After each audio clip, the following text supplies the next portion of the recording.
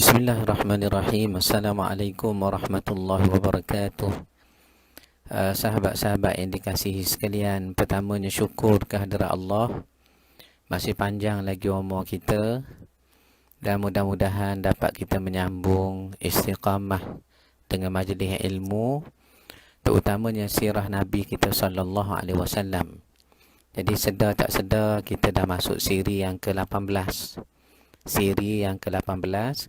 Itulah malam ini kita nak bincang rentetan daripada peristiwa peperangan Uhud yang kita bincang semalam.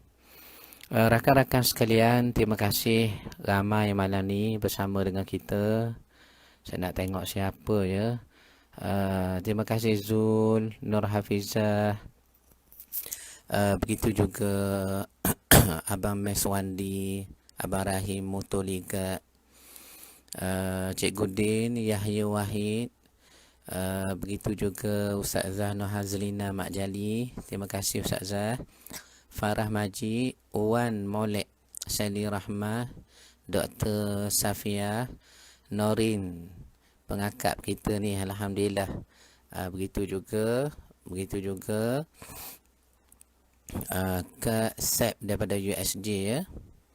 Abang Rahim, Abang Samsudin, Kak Fika, Kak Ruzi, Liari, begitu juga Muhammad Amzari, Abu Muaz, Awan Tanjak, Jia Halim, Cikgu Din kita, Cikgu Besar Mazuki, Haji Muhammad Arsyad, Ramli Kesi, Harun Ibnu Hasan Jalan Kebun, terima kasih Harun, Ahmad Hakim, Muhammad Amin Abdul Rahman, adikku Ni Iznan daripada Labuan pun ada malam ini, alhamdulillah.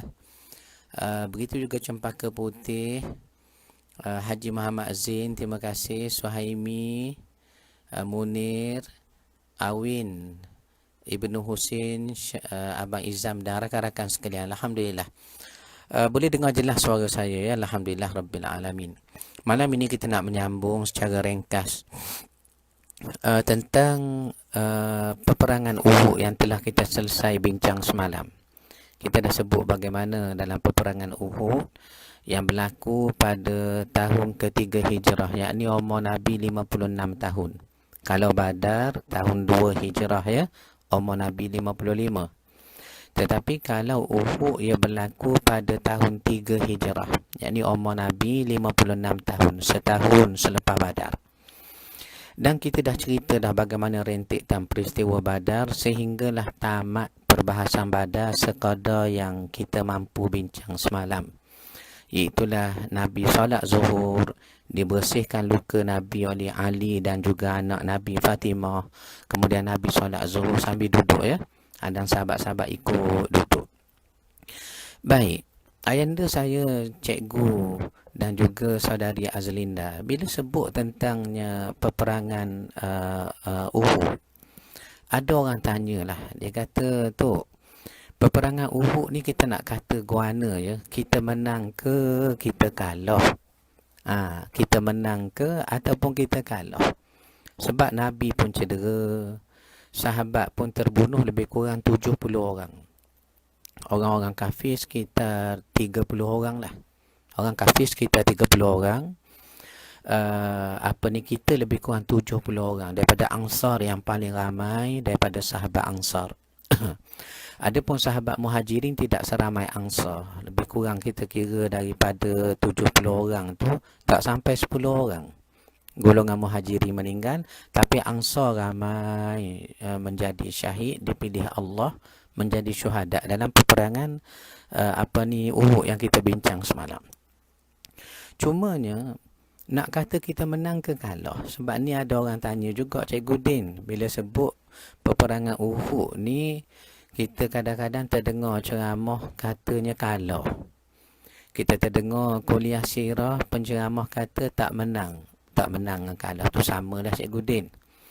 Cuma nak kata betulkah kita kalah ataupun kita menang, tu saja. Ni dibincang hatta dalam sirah kita ini. Abang Haji Muhammad Zain saya, Dr. Moza saya, Apa dia bincang? Dikatakan betulkah kita ni kalah? Tetapi ulama kata begini, Cikgu Din. Nak kata kalah pun tak boleh kata. Sebab kalau kalah, kita tak ditawan. Tak ada seorang pun tentera Islam menjadi tawanan. Orang-orang kafir tak ada. Harta ghanimah pun, harta kita tak dirampas jadi milik mereka pun tak ada, walaupun 1 dirham. Dirham duit perak, dinar duit emas, walaupun 1 dirham. Dan markas kita pun tak diserbu, tidak diserbu dan tidak ditawan, walaupun 1 markas pun. Makna kata, kita tak kata kita kalah.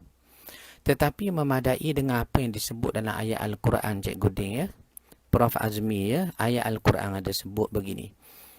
Seingat saya, surah An-Nisa, seingat saya lah, mungkin saya tersilap. Cuba tengok balik, ya. Ramai hafiz Quran kita dalam kuliah malam ini. Seingat saya surah An-Nisa. Cuba tengok balik. Yang mana Allah menyebut, apa tu ayatnya? In takunu ta'lamuna fa innahum ya'lamuna kama ta'lamun. Tu ayat tu. Ayat tu Cikgu Din, cuba tengok baik. Seingat saya surah An-Nisa.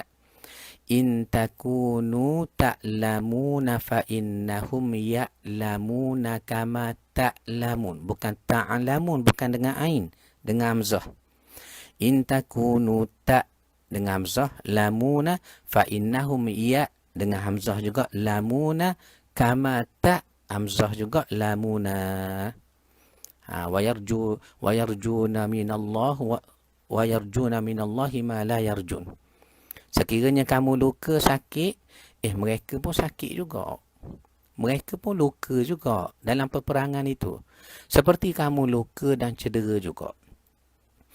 Dan sedangkan bezanya, walaupun sama kamu cedera, mereka cedera, ada beza. Beza dia apa dia? Wa tarjuna minallah. Kamu berharap dengan Allah. Kamu bergantung pada Allah. Mala yarjun, mereka tidak. Mereka tidak. Ingat tak semalam kita bincang bagaimana di hujung peperangan Abu Sufyan panggil Saidina Umar. Dia kata kami menang, inilah yang kami rasa sakit hatinya dalam badan dulu, kamu rasa hari ni. Kami ada Uzza, ada Latta, ada Manat, Sambal, Hamya, Ruqa wa Nasra. Ni nama-nama berhala. Sedangkan kamu tak ada Latta, Uzza sebagainya. Maka Umar jawab, kami ada Allah. Tu dia. Wa yarjuna minallahi ma la yarjun. Wa tarjuna minallahi ma la yarjun. Kamu berharap pada Allah, ya, mereka tidak. Wa kana Allahu aliman hakimah. Adapun Allah Maha mengetahui lagi Maha bijaksana. Jadi ayat ini, nas ini daripada surah An-Nisa seingat kita ini adalah satu jawapan kepada perbahasan yang berbincanglah barangkali menang ke kalah kita dalam peperangan Badar. Maka Allah kata setiap orang ada bahagiannya. Orang kafir ada bahagian mereka. Cedera parah ada. Meninggal ada. Begitu juga kamu, begitu juga. In takunu ta'lamuna fa innahum ya'lamuna kama ta'lamun. Kama ta'lamun. Itu dia, ya. Selesai tentang peperangannya Uhud yang dah kita bincang semalam, dengan kita bawa satu nas menjawab persoalan yang ditanya orang, menang ke kalah kita nak sebut tentang Uhud ini. Bahkan surah Taubah ada sebut orang Islam tidak akan kalah. Sekalipun syahid, mereka menjadi ahli syurga. Kalau menang, mereka dapat luaskan risalah dakwah itu ke pelosok, ke Balqa, ke semenanjung Afrika, ke Rum dan sebagainya. Ini Al-Quran kata ihdal husnayain. Ihdal husnayain. Kita dapat salah satu daripada 2 kebaikan. Sama ada syahid atau dapat mengembangkan dakwah dan juga risalah kita. Baik. Dan peperangan Uhud ini tahun 3 Hijrah, ya, dalam bulan Syawal. Kita tak lupa bila masuk tahun 4 Hijrah. Bila masuk tahun 4 Hijrah, ya, tahun 4 Hijrah, ada beberapa operasi lah syariah. Syariah, operasi keamanan, ketenteraan yang mana Nabi SAW ni lancarkan. Antaranya nak jaga keselamatan orang Islam sebab satu kesan yang kita nampak selepas peperangan Uhud ni, orang-orang Yahudi sudah berani menunjukkan lawang Nabi. Apatah Nabi sudah pun menyerang Yahudi yang kita dah sebut semalam, dikepung perkampungan mereka dan dihalau. Sudah berani orang-orang Yahudi tunjuk permusuhan. Begitu juga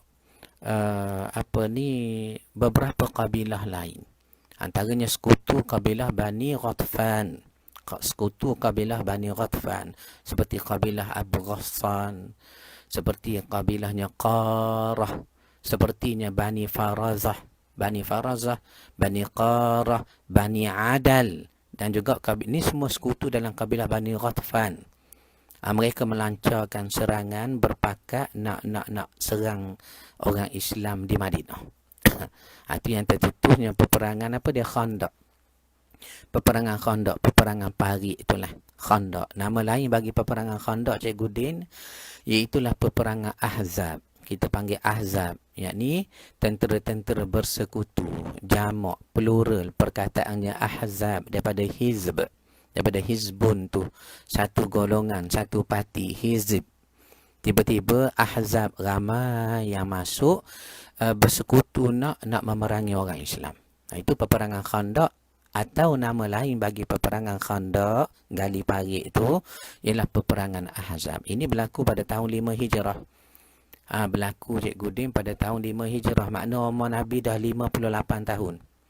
Umur Nabi kita Abang Talahah dah masuk 58 tahun. Abang Talahah tahun ni berapa umur dah tu? Kalau tengok dari segi rupa gambar profil itu, saya jangka dalam 38 agak saya ya. 38 tu. Tetapi Nabi berperang dalam peperangan Ahzab atau Khandaq ini pada tahun 5 Hijrah, Cikgu Ding. 5 Hijrah. Maknanya umur Nabi 58 mutuligak. Betul. Peperangan Khandaq ataupun Ahzab, betul mutuligak. Ya. Jadi ringkas ceritanya, sebelum tercetus peperangan Ahzab ataupun peperangannya Khandaq ini, dia ada sebab musabab. Antaranya penentangan orang kafir ini dengan sekutu dia di Madinah sudah melampau sangat. Pernah dicatat pada tahun 4 Hijrah. Mana setahun sebelum berlakunya peperangan Khandaq dan Ahzab yang kita nak bahas ni. Apa disebut? Pada tahun 4 Hijrah dalam bulan Safar. Tahun 4 Hijrah, umur Nabi 57, berlaku serangan kepada 70 orang sahabat Nabi. 70 orang sahabat Nabi kita. Di mana? Di Bir Ma'unah. Ini peristiwa besar lah dalam sanubari Nabi. Nabi begitu sedih. 70 orang sahabat dibunuh di Bir Ma'unah. Dia asalnya Nabi hantar 70 ni untuk berdakwah, untuk ajar Quran kepada kabilah, ajar Quran kepada satu tempat. Kemudian orang di situ mengkhianatinya, hatta utusan pun dibunuh. Orang dulu, walaupun orang kafir, utusan ni dia tak bunuh, Cikgu Din. Utusan dia tak bunuh. Sebab bunuh utusan ni satu kesalahan, satu orang kata jatuh maruah satu kaum walaupun kafir. Tiba-tiba utusan yang dihantar kepada satu kabilah, saya ingat saya kabilah Bani Tufail, dihantar, dibunuh, Cikgu Din. Termasuk 70 orang sahabat Nabi yang datang nak mengajar, nak berdakwah itu. Ini peristiwa ini berlaku di Bir Ma'unah. Sebab apa kita kata Bir Ma'unah ni peristiwa sahabat dibunuh syahid 70 orang begitu dekat dengan sanubari Nabi? Sebab hadis riwayat Imam Bukhari. Dalam Sahih Bukhari ada sebut peristiwa ini menyebabkan Nabi begitu sedih sehingga baginda mendoakan kecelakaan kepada orang-orang kafir itu selama sebulan, Cikgu Ding, dalam sembahyang subuh. Riwayat menyebut dalam Sahihul Bukhari. Lebih tepat lagi Nabi baca kunut nazilah. Kunut nazilah, Cikgu Ding. Sebulan Nabi baca mendoakan kecelakaan, kehancuran mereka. Yang kita baca doa kunut nazilah tu lah. Ingat ke tidak apa ni abang sabri saya? Kunut nazilah macam mana? Allahumma inna naj'aluka fi nuhuri a'daina wa na'udzu. Ingat tak kita baca tu? Allahumma inna naj'aluka fi nuhuri da. Ya Allah, aku jadikan engkau lah sebagai wakil, sebagai tempat kami bergantung, dan kami serahkan batang-batang tekuk leher musuh-musuh kami kepada engkau. Ini Nabi baca selama sebulan. Sebab tu saya katakan, peristiwa Bir Ma'unah, sahabat-sahabat dibunuh 70 orang itu secara khianat. Kalau dalam peperangan Badar kah, peperangan Uhud kah, memang sahabat kalau terbunuh pun mereka keluar nak berperang, memang tentu jelas nak pergi berperang. Ni yang nak pergi dakwah, dikhianati mereka itu dibunuh. Itu yang Nabi betul-betul di dalam hati baginda, sehingga baginda mendoakan kunut nazilah kehancuran kepada orang kafir. Ini berlaku bulan Safar tahun 4 Hijrah. Bulan Safar tahun 4 Hijrah. Molek juga baca kunut nazilah musim ni, ya. Betul. Hukum membaca kunut nazilah ketika musim-musim seperti ini adalah hukumnya sunat. Tetapi saya panjangkan perbahasan penulisan tentang hukum ini. Kita boleh tengok dalam Irsyadul Fatwa ataupun Bayan Linnas yang dikeluarkan di pejabat mufti wilayah kita itu. Cubalah tengok, banyak detail diterangkan di dalam perbahasan itu. Baik. Apa pun yang kita nak sebut ialah peristiwa Bir Ma'unah begitu menyedihkan Nabi, sehingga Nabi membaca kunut nazilah dalam sembahyang subuh lebih kurang sebulan. Okey, baik. Lalu bagaimana peperangan Ahzab ataupun Khandaq tercetus? Dia tak lain tak bukan 20 orang Yahudi, pemimpin Yahudi di Madinah, dibantu dengan beberapa pemuka kabilah Bani Nadir. Bani Nadir ni ada berperang dengan kita. Antara selepas Uhud nak tuju ke Ahzab. Tapi saya tak nak sentuh lah yang kecil-kecil, Cikgu Din. Syah, tak nak sebut lah yang kecil-kecil ni. Sebabnya kita nak kenal kerangka sirah. Kalau betul-betul kita mengaji lagi kulit ke kulit, safhah ke safhah, bab ke bab, tak sampai Cikgu Din umur kita 58 Nabi ni. Bangkali baru umur 12 tahun. Nasab Nabi pun terbahagi pada 3 bahagian seperti kata Ahlus Siyar itu pun panjang mana Cikgu Din kita nak belajar. Anggaplah apa yang kita belajar ni sekadar yang saya tahu, tak banyak saya tahu. Dibantu kawan-kawan tanya pula di bawah, mengingatkan sikit saya benda-benda yang banyak saya lupa barangkali. Jadi atas dasar itu kita nak sebut kerangkanya. Peperangan Bani Nadir kita tinggal. Tetapi kita sebut juga di sini kerana apa? Rentetan asas kepada berlakunya peperangan Ahzab ataupun Khandaq tak lain tak bukan 20 orang pemuka Yahudi di Madinah, dibantu oleh pemuka-pemuka Bani Nadir juga. Pergi ke mana? Pergi ke Mekah. Umi Syarifah Zubaidah saya masuk. Terima kasih Umi. Daripada Kota Kemuning, terima kasih banyak Umi. Kita dah sampai ke peperangan Ahzab ataupun yang gali parit Khandaq itu Umi, ya. Ini asasnya. Ini asasnya Ibu Radin daripada Johor. Asasnya macam mana? 20 orang Yahudi, ketua mereka dari Madinah, dibantu oleh ketua-ketua kabilah Bani Nadir. Pergi ke Mekah, bincang orang kafir. Apa dibincang Abang Samsudin saya? Apa dibincang Yahudi dan juga pemuka kabilah Bani Nadir dari Madinah dengan musyrikin Makkah? Dia kata, seranglah kami. Seranglah kami di Madinah. Tengok tu. Tergamuk, dia pergi keluar, dia suruh orang mari serang negerinya sendiri Madinah. Kerana sakit hati pada orang Islam, sakit hati kepada Nabi SAW. Sanggup dia pergi jumpa, seranglah kami. Tu yang kita teringat cerita Piramli tu. Ya, orang kaya telefon persatuan perampok, rompoklah rumah saya. Saya tak nak bayar income tax. Ingat tak tu? Saudara Rosli, Abang Rosli. Ingat tak tu Abang Samsudin? Ingat ya? Dia kata rompoklah rumah saya, katanya Cikgu Din. Begitu juga 20 pemuka Yahudi dengan pemuka